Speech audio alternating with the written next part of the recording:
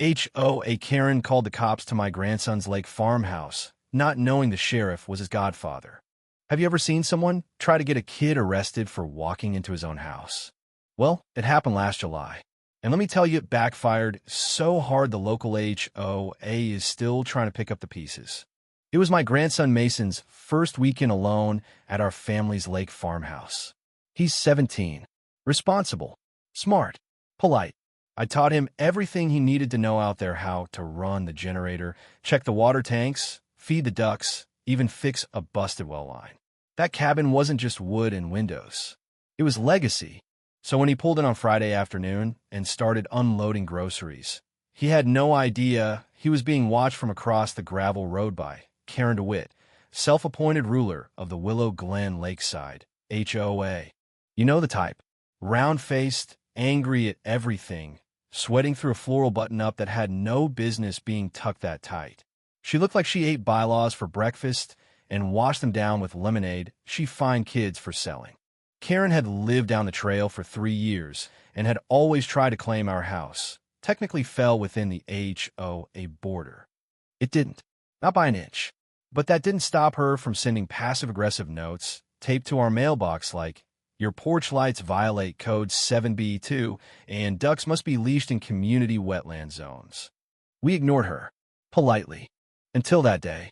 Mason had just propped open the front door with a cooler and was hauling in a bag of ice when Karen came charging up the slope like a stampeding garden gnome. "You there," she barked, jowls wobbling. "Step away from the door." Mason blinked. "Sorry, that's a vacant property. This is HOA-monitored land. You're trespassing." He straightened. "This is my family's house." "Liar," she shrieked. "No teenager owns a lake house. I'm calling the sheriff." Mason tried explaining. Told her his last name. Told her it belonged to his grandfather and that we'd been here since 1981. But she wouldn't listen. She just jabbed her finger and said something that set the whole fire in motion. "People like you think they can take whatever they want and pretend they belong here. Mason? He's biracial." And that line hit real different. He calmly said, "Ma'am, I think you need to leave." Karen turned her back, raised her phone, and dialed 911. "Yes, I'd like to report a break-in. There's a suspicious young man entering a private lakeside residence. I believe he may be armed." And just like that, 10 minutes, Latera cruiser rolled down the dirt path. But here's where it gets good. The moment the deputy stepped out, Mason recognized him. Sheriff Dean McKenzie. Big guy, cowboy hat, mustache like an old Western hero. And more importantly, best friend since boot camp. The man I named Godfather to my only grandson. Mason raised a hand and said, "Hey, Uncle Dean." The look on Karen's face? Priceless. Sheriff Dean stopped dead in his tracks, squinted, then let out the biggest laugh I've heard in 20 years. "Mason, when the blue hell is going on here?" Karen stormed over, red as a ripe tomato. "Officer, that's him. He broke into this cabin and claimed he lives here. Arrest him." Dean looked at her, looked at Mason, then slowly turned to face her like a bull sizing up a rodeo clown. "Ma'am, this boy's been coming here since he was in diapers. I held him the day he was born. This is his family's land. And you," he tapped his belt, "you just made a false report to 911. And that is a criminal offense." Karen blanched. "You can't be serious," she wheezed. "He could have had a weapon. I was just doing my duty. You falsely accused my godson of breaking into his own house because you didn't like the look of him carrying groceries," Dean said, voice low. "That's not a duty. That's profiling." Karen's mouth opened and closed like a broken screen door in the wind. And then Mason, calm as ever, dropped the second hammer. "Oh, by the way," he said, pulling out a manila envelope from the kitchen counter, "I was told to give this to the sheriff. Grandpa had me file it before I came up here." Dean took the envelope, opened it, read for a few seconds, and whistled. Well, well, well. "What is it?" Karen snapped. Dean grinned. "Looks like the HOA tried to redraw its boundaries 3 years ago to include this property without notice. They even started collecting dues from properties they didn't own." He turned to Mason. "You got the receipts?" Mason nodded. "In the folder, plus the land survey, the original deed, and the cease and desist letter we served them last winter." Dean took off his sunglasses. Karen, you've been trespassing, extorting, and falsely reporting for how long now? Karen tried to back away. I didn't mean to. Ma'am, he interrupted. You have the right to remain silent. And for your sake, I suggest you start using it.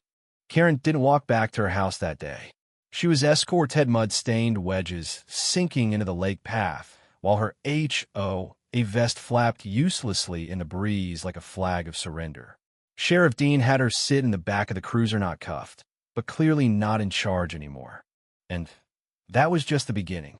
Mason handed over every document I'd prepared, years' worth of boundary disputes, ignored cease and desists, and, most damning of all, an email from a former HOA treasurer admitting Karen had instructed them to collect dues from properties we might absorb later. We took it straight to court. Twist number 1. Karen wasn't just harassing Mason. Turns out she'd done the same to 6 other families near the lake, mostly people who'd inherited property outside the HOA and refused to join.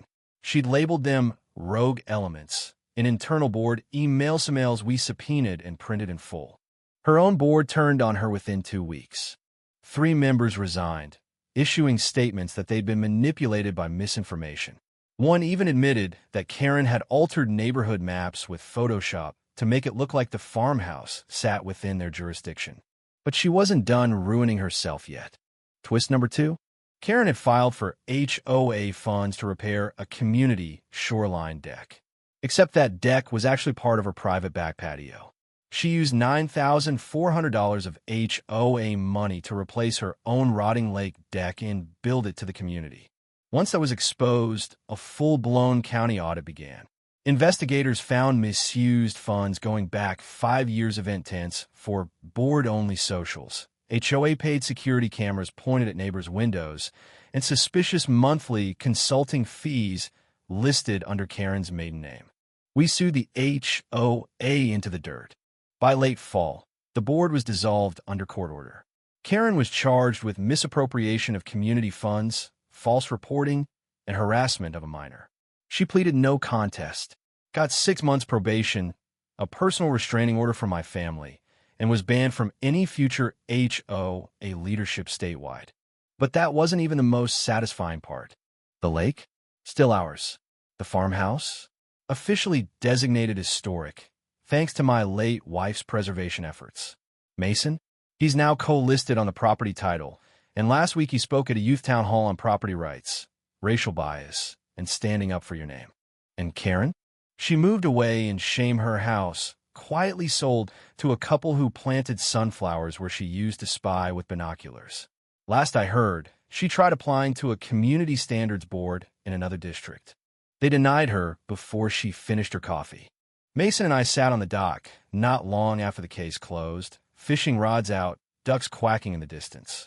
He turned to me and said, "Grandpa, do you think she'll ever understand what she did?" I exhaled. "That's not our job anymore, son. We did what was right. We told the truth.